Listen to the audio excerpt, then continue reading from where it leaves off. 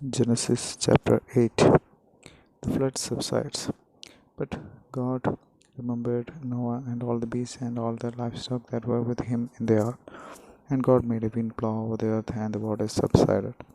The fountains of the deep and the windows of the heavens were closed, and the rain from the heavens was restrained, and the waters receded from the earth continually. At the end of 150 days, the waters had abated.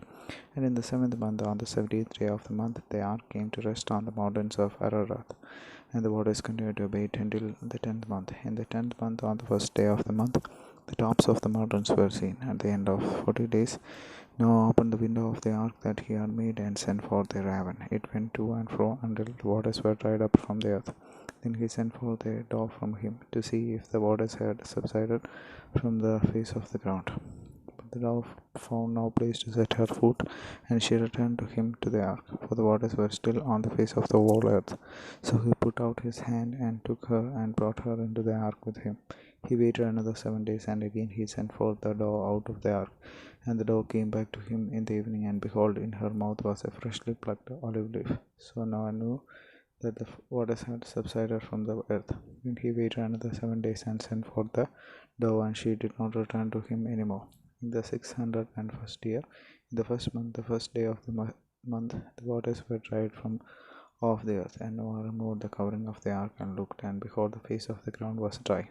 In the second month, on the 27th day of the month, the earth had dried out. Then God said to Noah, Go out from the ark, you and your wife and your sons and your sons' wives with you. Bring out with you every living thing that is with you of all flesh, birds and animals, and every creeping thing that creeps on the earth, that they may swarm on the earth and be fruitful and multiply on the earth.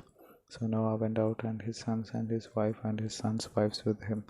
Every beast, every creeping thing, and every bird, everything that moves on the earth went out by families from the ark. God's covenant with Noah. Then Noah built an altar to the Lord, and took some of every clean animal and some of every clean bird, and offered burnt offerings on the altar. And when the Lord smelt the pleasing aroma, the Lord said in his heart, I will never again curse the ground because of man, for the intention of man's heart is evil from his youth.